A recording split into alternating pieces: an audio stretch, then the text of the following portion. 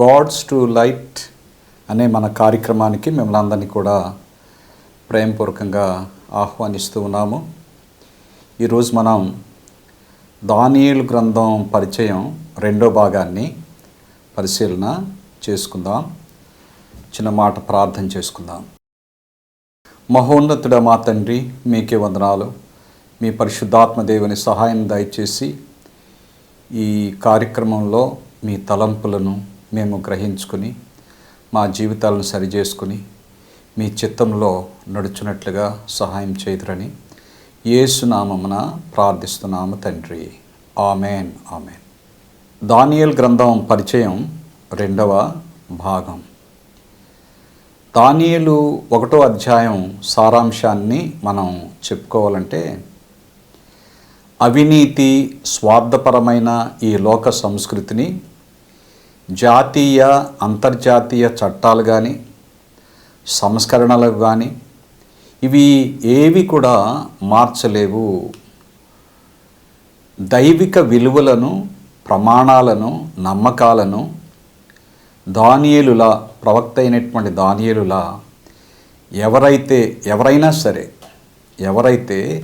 తమ జీవితాలలో స్థిరముగా రాజీ పడుకోకుండా జీవించి చూపించగలరో అలాంటి వారే తమ చుట్టూ ఉన్న భక్తిహీనమైన సంస్కృతిని, పరిస్థితులను దేవుని కొరకు మంచికై ప్రభావితం చేయగలరు.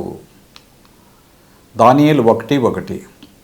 యూదా రాజుగు యెహోయాకీము ఏలుబడిలో 3వ సంవత్సరమున బబులోను రాజుగు నెబుకద్నెజరు యెరూషలేము మీదకి వచ్చి దానిని ముట్టడి వేయగా. యూదా రాజుగు యెహోయాకీము ఎవరు? దక్షిణ రాజ్యమైన యూదా రాజ్యం యొక్క 18వ రాజు అని మనము తెలుసుకుంటాము. నెబుకద్నెజరు ఎవరు? అప్పుడున్నటువంటి ప్రపంచ సామ్రాజ్యమైనటువంటి బబులోను సామ్రాజ్యం యొక్క 2వ రాజు అని మనము అనుకోవచ్చు. మొదటి రాజు ఆయన తండ్రి గారు నెబుకద్నెజరు. ఆ 2 ప్రాముఖ్యంగా ఆ సామ్రాజ్యాన్ని అభివృద్ధి చేసి విస్తరింపజేసినటువంటి వాడు రాజు అయినటువంటి నెబుకద్నెజరు. నెబుకద్నెజరు యూదా రాజ్యం ముఖ్య పట్టణమైన యెరూషలేము మీదకి వచ్చి దానిని ఎందుకు ముట్టడి వేశాడు? ఈ వాక్యంలో చూసాం కదా, యెరూషలేమును ముట్టడి వేశాడు. ఎందుకు? ఒక అన్యరాజు, ఒక అన్య సామ్రాజ్యం యొక్క రాజు దేవుని సామ్రాజ్యమైనటువంటి, దేవుని రాజ్యమైనటువంటి యూదా రాజ్యం మీదకి ఎందుకు వచ్చి ముట్టడి వేశాడు? క్రీస్తుపూర్వం 612లో మాదీయుల యొక్క సహాయంతో ఈ నెబుకద్నెజరు రాజు యొక్క తండ్రి గారు నెబుకద్నెజరు, ఆయన అప్పుడున్నటువంటి ప్రపంచ సామ్రాజ్యమైనటువంటి అష్షూరు సామ్రాజ్యము యొక్క ముఖ్య పట్టణమైనటువంటి నినివే పట్టణాన్ని జయించాడు నెబుకద్నెజరు. దానిని జయించటంతో అప్పుడున్నటువంటి ప్రపంచ సామ్రాజ్యముగా కల్దీయుల లేకపోతే నూతన బబులోను సామ్రాజ్యాన్ని ఆయన స్థాపించాడు. 612 క్రీస్తుపూర్వం అని అనుకోవచ్చు మనం. 606లో, క్రీస్తుపూర్వం 606లో కర్కమిష్ అనేటువంటి యుద్ధం జరిగింది. ఆ యుద్ధంలో నెబుకద్నెజరు రాజు ఫరో నెకో అనేటువంటి ఐగుప్తు రాజుని జయించాడు. అది చాలా కీలకమైనటువంటి యుద్ధము. ఆ యుద్ధంలో నెబుకద్నెజరు ఫరోని జయించడం వల్ల దక్షిణ ప్రాంతమైనటువంటి ఐగుప్తు ప్రాంతం అంతటికి కూడా ఆయన అధికారి అయ్యాడు.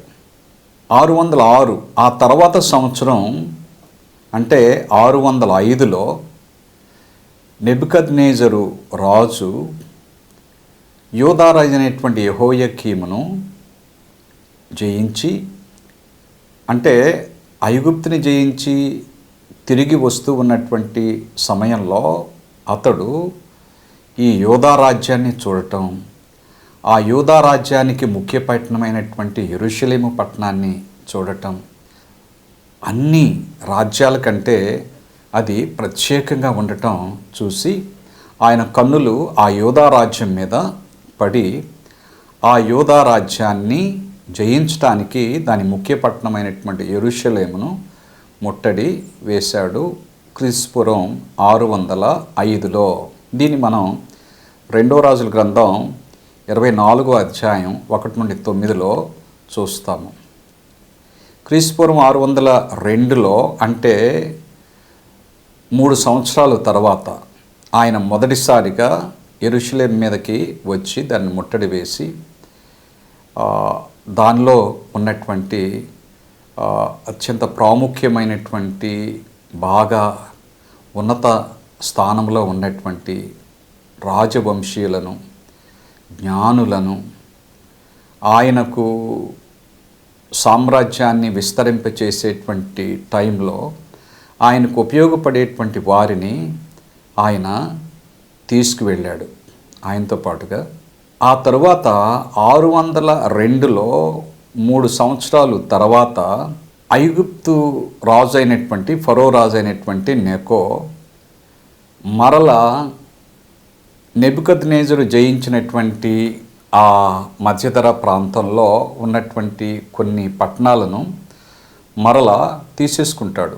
ఆ నెబుకద్నెజరు రాజు బబులోనికి వెళ్ళనిచ్చి అతడు మరలా ఆ పట్టణాలని తీసుకుని స్వాధీనం చేసుకుంటాడు. దీన్ని మనం ఇర్మియా గ్రంథం 47వ అధ్యాయంలో చూస్తాము. ఈ ఐగుప్తు రాజు అలా ఆ పట్టణాలని తిరిగి తీసుకోవటం చూసినప్పుడు రాజు అయినటువంటి యెహోయాకీము తిరుగుబాటు చేశాడు. ఎవరైతే అతన్ని ఒక రాజుగా ఆ బబులోను రాజు అయినటువంటి నెబుకద్నెజరుకి ఒక ప్రతినిధిగా, ఒక సామంత రాజుగా అతన్ని క్రీస్తు పూర్వం 602లో అంటే ఫరో రాజు ఈ 3 సంవత్సరాల తర్వాత నెబుకద్నెజరు వచ్చి యెరూషలేమును యూదా రాజ్యాన్ని జయించి అక్కడ అతని ప్రతినిధిగా యెహోయాకీమును ఏర్పాటు చేసి నియమించి అతడు వెళ్ళిపోయిన 3 సంవత్సరాలకి మరలా ఫరో తను సైన్యాన్ని బలపరుచుకుని మరలా ఈ పాలస్తీనా ప్రాంతానికి వచ్చి మధ్యధరా ప్రాంతానికి వచ్చి అక్కడ కొన్ని పట్టణాలని తీసుకుంటాడు. దీన్ని మనం ఇర్మియా 47వ అధ్యాయంలో చూడవచ్చు. ఐగుప్తు రాజు రావటం గమనించి యెహోయాకీము అక్కడ ఉన్నటువంటి ప్రవక్త అయినటువంటి ఇర్మియా అతన్ని హెచ్చరించినప్పటికీ, వేరే దేవుని ప్రతినిధులు, దేవుని సేవకులు అతన్ని హెచ్చరించినప్పటికీ అతడు నెబుకద్నెజరు మీద తిరుగుబాటు చేశాడు. దేవుడు చెప్పాడు ఆయన ప్రవక్త ద్వారా, నేను బబులోను సామ్రాజ్యాన్ని బలపరుస్తూ ఉన్నాను, సిద్ధపరుస్తూ ఉన్నాను. వారు ప్రపంచ సామ్రాజ్యంగా ఉంటారు. ఐగుప్తు దేశము బలహీనపడిపోతుంది. కనుక నెబుకద్నెజరుకి నీవు అనుకూలంగా ఉండాలి, అతని పాలనను నీవు బలపరచాలి అని దేవుడు చెప్పినా కానీ లెక్క చేయక యెహోయాకీము తిరుగుబాటు చేస్తాడు. ఐగుప్తు రాజు అయినటువంటి నెకోని బలపరుస్తాడు, అతని పక్షానికి వెళతాడు. తద్వారా నెబుకద్నెజరు మీద, బబులోను రాజు అయినటువంటి నెబుకద్నెజరు మీద దేవుని యొక్క ఆయన హెచ్చరికకు భిన్నంగా, ఆయన హెచ్చరికను లెక్క చేయకుండా ఇతడు బబులోను రాజు అయినటువంటి నెబుకద్నెజరు మీద తిరుగుబాటు చేస్తాడు. అది గమనించినటువంటి నెబుకద్నెజరు రాజు బబులోను సైన్యమును, ఆర్మేనియన్ సైన్యమును, మోయాబీయుల సైన్యమును, అమోనియుల సైన్యమును ఇవన్నీ కూడా కలిసి ఆ సైన్యాలన్నీ కూడా మూకముడిగా ఈ యోధా మీదకి వస్తారు. యోధా సామ్రాజ్యం మీదకి, యోధా రాజ్యం మీదకి వస్తారు. క్రీస్తుపూర్వం 599లో 598లో యెహోయాకీముని చంపివేసి ఆ యుద్ధంలో అతని కుమారుడైనటువంటి యెహోయాకీనుని రాజుగా చేసి ఆ నెబుకద్నెజరు వెళ్ళిపోతాడు. కనుక ఈ బ్యాక్గ్రౌండ్ని, ఈ నేపథ్యాన్ని మనము తెలుసుకోవాలి. కనుక దేవుని ప్రజలు ఎవరు, వారు ఎలా ఉండాలి, వారి పాలన ఎలా ఉండాలి, వారి యొక్క జీవితాలు ఎలా ఉండాలి, వారి సమర్పణ ఎలా ఉండాలి, లోకంలో ఉన్నటువంటి అన్ని రాజుల్లాగా వారు ఉండాలా, లోకంలో ఉన్నటువంటి ఇతర నాయకుల్లాగా వారు ఉండాలా, లేకపోతే వారికి భిన్నంగా ఉండాలా, దేవుడు ఎలా ఉండమని చెప్పాడు, వారికి ఎటువంటి మాదిరిని ఇచ్చాడు అనేటువంటిది మనము ముందు నుండి దేవుని యొక్క నడుపుదలను చూస్తూ ఉన్నాము. మోషే ద్వారా దేవుడు ఇశ్రాయేలు ప్రజలను ఐగుప్తులో నుండి విడిపిస్తాడు. ఆయన ఎర్ర సముద్రంను దాటిస్తాడు. వారికి ఆకలిస్తే మన్నానిస్తాడు, దాహమేస్తే బండలో నుండి నీళ్ళనిస్తాడు. వారు వస్త్రాలు మాయనీయక, చెప్పులు తెగనీయక దేవుడు అద్భుతంగా ఇశ్రాయేలు ప్రజలను మోషే నాయకత్వంలో నడిపిస్తాడు.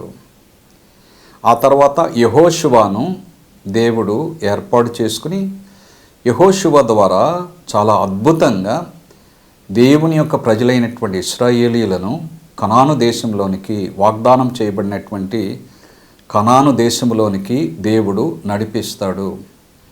అక్కడ ఉన్నటువంటి అన్య జాతుల వారిని అక్కడ నుండి తరిమివేసి దేవుని యొక్క ప్రజలు వారు అక్కడ స్థిరపడతారు, ఆ కనాను దేశంలో స్థిరపడతారు. ఇదంతా కూడా దేవుని యొక్క ఏర్పాటు అని మనము చూస్తూ ఉన్నాం. దేవుని యొక్క నడుపుదల.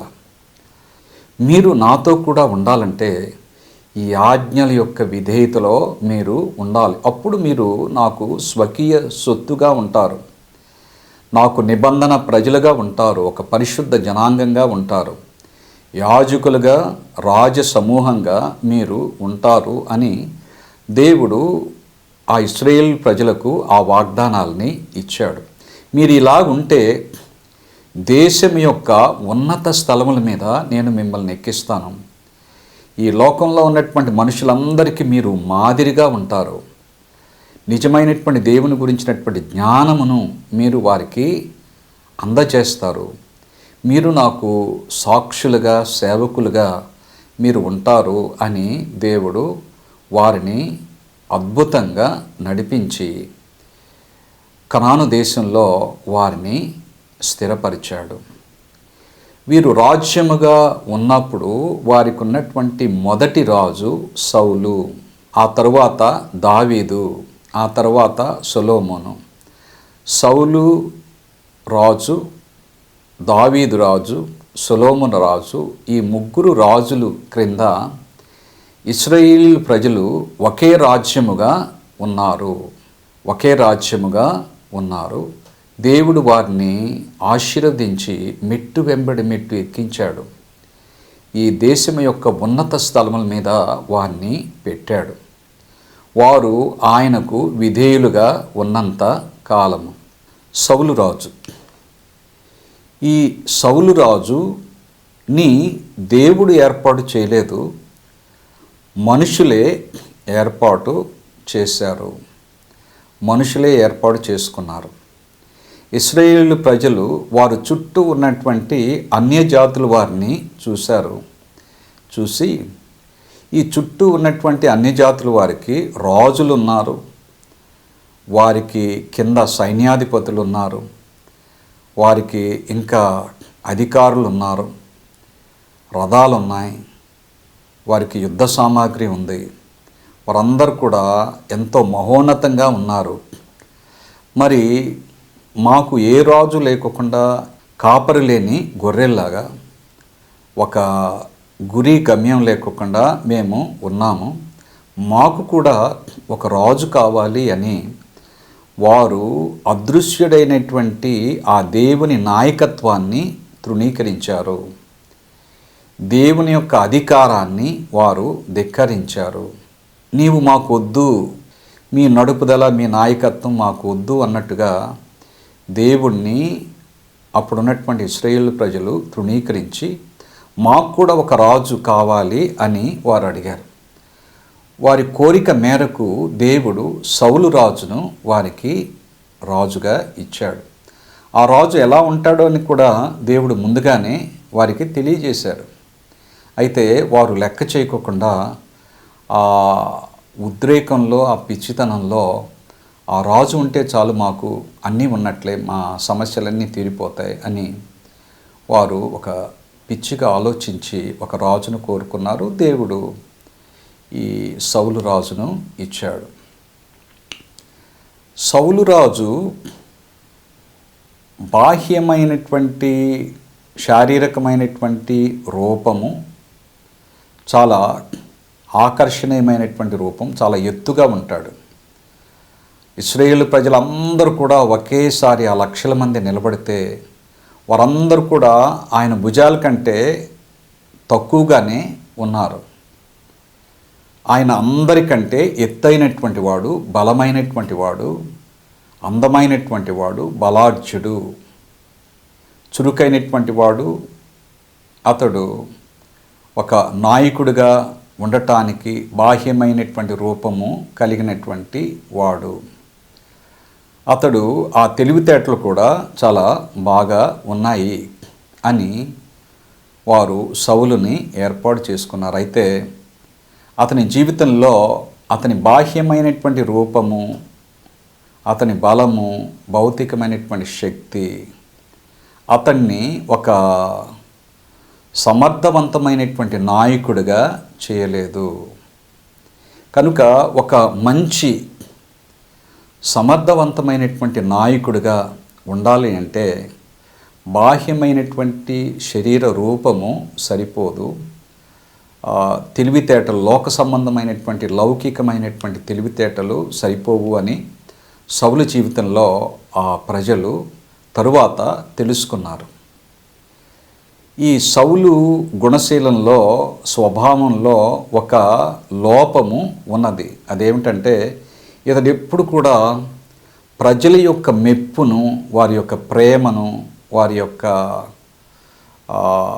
మెప్పును కోరుకునేటువంటి వ్యక్తిగా ఉన్నట్లుగా మనము అతని యొక్క క్యారెక్టర్లో, అతని యొక్క స్వభావంలో చూస్తాము. తరువాత ఇతడు చాలా హెచ్చింపు స్వభావము కలిగినటువంటి వాడు.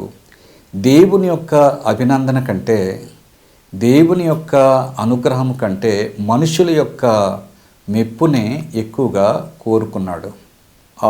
దావీదుని ప్రజలందరూ కూడా అతన్ని మెచ్చుకున్నప్పుడు, అతన్ని హెచ్చించినప్పుడు, అతని గురించి ఎక్కువగా మాట్లాడినప్పుడు ఈ సౌలు హృదయము అంతా కూడా అసూయతో నిండిపోయింది. అసూయ అనేటువంటి అగ్ని అతన్ని అంతరంగంలో లోపల కాల్చివేసింది. కనుక దేవుని యొక్క ప్రజలు దేవునికి మొదటి స్థానం ఇచ్చేవారు, దేవుడి వైపు చూసేటువంటి వారు అసూయను తీసుకుని దేవునికి అప్పగిస్తారు. అయితే ఈ సౌలు అసూయను ఆహ్వానించాడు. దాని ద్వారా ద్వేషాన్ని పెంచుకున్నాడు, వ్యతిరేక భావాన్ని పెంచుకున్నాడు, విచ్ఛిన్నమైనటువంటి మనస్తత్వాన్ని పెంచుకున్నాడు, అసూయను, ఈర్ష్యను పెంచుకుని అతని హృదయంలో ఒక విపరీతమైనటువంటి సంఘర్షణను పెంచుకున్నాడు సౌలు. దేవుని యొక్క ప్రజల యొక్క నాయకుడు అలా ఉండకూడదు అని దేవుడు ఈ సౌలు జీవితం ద్వారా దేవుని ప్రజలకు నేర్పించాడు. సాల్ did not give first place to God. దీనికి కారణం ఏమిటంటే సౌలు దేవునికి మొదటి స్థానము ఇవ్వలేదు. ఎందుకంటే అతడు దేవుని వైపు చూడలేదు. అతడు ఎప్పుడు కూడా మనుషుల వైపే చూశాడు, మనుషుల మెప్పును కోరుకున్నాడు. కనుక అతడు దేవుని యొక్క అనుగ్రహాన్ని పొందలేకపోయాడు. దావీదు రోజురోజుకి కూడా ఆయన గొప్ప అవుతూ ఉంటే అతని గొప్పతనాన్ని ఘనతని ఓర్వలేక అది అతనికి ఒక ఆటంకంగా అడ్డంకుగా ఉన్నది. గనుక దావీదును బట్టి ఎంతో భయపడ్డాడు సౌలు. అంటే దావీదు యొక్క ఉన్నత స్థితిని బట్టి, అతని యొక్క అభివృద్ధిని బట్టి సౌలు భయపడ్డాడు. కనుక he could not have open communication with the people. అందువల్ల అతడు ప్రజలతో బాహాటంగా మాట్లాడలేకపోయాడు, సంతోషంగా ఉండలేకపోయాడు. దీనివల్ల అతడు చాలా ఉద్రేకమైనటువంటి కోపతాపాలతో నిండినటువంటి నిర్ణయాల్ని అతడు తీసుకున్నాడు. ఈ సౌలు యొక్క అసూయే అతన్ని ఒక భయానికి నడిపించింది. ఆ భయమే అతన్ని ఒక అభద్రత భావంలోనికి త్రోసివేసింది. Comparing his influence with David's achievements, అతను ఎప్పుడు కూడా దావీదుతో పోల్చుకుని నాకంటే ఎక్కువగా ఉన్నాడు, నాకంటే ఎక్కువగా జయిస్తూ ఉన్నాడు. అతని తలాంతులు, అతని యొక్క జీవితము, అతని యొక్క అన్నీ కూడా చాలా ఉన్నతంగా ఉన్నాయని అసూయతో ఈర్ష్యతో రగిలిపోయి అతను తాను తక్కువగా ఉన్నట్లుగా తన బలహీనతలను అతడు ఆలోచిస్తూ దావీదుని చంపటానికి ప్రయత్నం చేశాడు. దీనివల్ల అతనిలో ఉన్నటువంటి ఆత్మ గౌరవం పోయింది, తనలో ఉన్నటువంటి ఆత్మగౌరవం పోగొట్టుకున్నాడు. ప్రజలు కూడా అతని పట్ల గౌరవాన్ని పోగొట్టుకున్నారు. అతనిలో ఉన్నటువంటి నమ్మకత్వం పోయింది, అతని యొక్క ప్రభావం చాలా తక్కువైపోయింది, అతని నాయకత్వం చాలా దెబ్బతిని అతడు తన మనస్సుని, హృదయాన్ని, దేహాన్ని దురాత్మలకు అప్పగించుకున్నాడు. ఎప్పుడైతే దేవుడు ఒక నాయకుని హృదయంలో ఉండడో, ఆ నాయకుని యొక్క హృదయంలో దేవునికి మొదటి స్థానం ఉండదో, దేవుని యొక్క ఆధీనంలో ఆ వ్యక్తి ఎప్పుడైతే ఉండడో ఆ వ్యక్తిని దురాత్మలు ఆవరిస్తాయి. కనుక సౌలు దాదాపు 40 సంవత్సరాలు పరిపాలన చేశాడు. కానీ చాలా బలహీనమైనటువంటి చాలా పరిపాలనగా, నాయకత్వంగా సౌలుది ఉన్నది. సౌలు అసూయ, భయము, అతని యొక్క అభద్రత భావము, దీనివల్ల అతడు తప్పు నిర్ణయాలు తీసుకున్నాడు, బుద్ధిహీనమైనటువంటి నిర్ణయాలు తీసుకున్నాడు. తద్వారా ఇశ్రాయేలు ప్రజలు వారు ఎంతో నష్టపోయారు. దేవునిలో ఆధ్యాత్మికంగా, నైతికంగా ఉన్నతంగా ఎదిగే బదులు దేవుని వాగ్దానాలని, ఆశీర్వాదాలని పొంది లోకమంతటికి కూడా ఒక గొప్ప మాదిరిగా ఆ ప్రజలు ఉండే బదులు లోకంలో ఉన్నటువంటి అందరిలాగానే వారు ఉన్నారు. అంతకంటే హీనంగా వారు ఈ సౌలు యొక్క నాయకత్వంలో వారు ఉన్నారు. కనుక రాజు ఎలా ఉంటాడో ప్రజలు కూడా అలాగే ఉంటారు. రాజుకి దేవుడంటే విశ్వాసం లేదు, భయం లేదు. దేవుడు ఒకటి చెప్తే మరొకటి చేస్తూ ఉన్నాడు, అవిధేయతలో జీవిస్తూ ఉన్నాడు. అతడు ఎప్పుడు కూడా అధికారాన్ని కోరుకుంటూ ఉన్నాడు. తన జీవితాన్ని, తన కుటుంబాన్ని ఎక్కువగా ఉన్నతంగా చేసుకోవాలని తన గురించి, తన కుటుంబం గురించే ఆలోచించాడు. కానీ దేవుని గురించి, ఆయన ప్రజల గురించి, ఆయన యొక్క సాక్ష్యం గురించి, ఆయన సేవ గురించి ఆలోచించలేదు. తద్వారా దేవుని యొక్క శాశ్వతమైనటువంటి విలువలు, దేవుని ప్రజల యొక్క నిత్యమైనటువంటి విలువలు, ఆయన నిత్యత్వము ఒక గురిగా ఉండటం, దేవుని రాజ్య వారసత్వము ఒక లక్ష్యంగా ఉండటం అనేటువంటివి ప్రజల్లో పోయినాయి. కనుక అతడు ఒక అవిధేయుడుగా నిలిచాడు. అతను బుద్ధిహీనమైనటువంటి నిర్ణయాల వల్ల ఒక అవిధేయుడుగా ఉన్నాడు. ఇక అతని చివరి రోజులు దావీదును వెంటాడి వేటాడి చంపటానికే అతడు ఒక పిచ్చివాళ్లాగా, అతని సైన్యము ఇక అదే పనిగా, ఇంకా వేరే పని లేనట్టుగా, దేని గురించి ఆలోచించుకోకుండా దావీదును చంపటమే ఒక పనిగా పెట్టుకుని తన సమయాన్ని వ్యర్థపుచ్చుకున్నాడు. అయితే దావీదు సాక్ష్యం ఇచ్చాడు, నేను ఒక కొండ నుండి ఒక కొండకి మిన్నలిలాగా వెళుతూ ఉన్నాను, ఒక చెట్టు నుండి ఒక చెట్టుకి ఒక కౌజుపెట్టులాగా వెళుతూ ఉన్నాను ప్రభా. అయితే మీ హస్తము నా చుట్టూ రక్షణ కేడముగా ఉన్నది, మీ కృప నాకు ఆశ్రయముగా ఉన్నది, నాకు ఏ భయం లేదు. మరణలోయలో వెళుతూ ఉన్నప్పటికీ నాకు ఏ భయం లేదు, ఎందుకంటే మీరు నాకు ఉన్నారు కనుక అని అతడు ఎన్నో కీర్తనలు పాడాడు. చివరికి సౌలు ఒక కన్నపిశాచి కలిగినటువంటి ఆమె దగ్గరకు వెళ్ళాడు. అతడు దేవుడు అతనితో మాట్లాడటం మానివేయగానే, అతన్ని విడిచిపెట్టగానే ఫిలిస్తీయులు అతని మీద దాడులు చేస్తూ ఉన్నారు.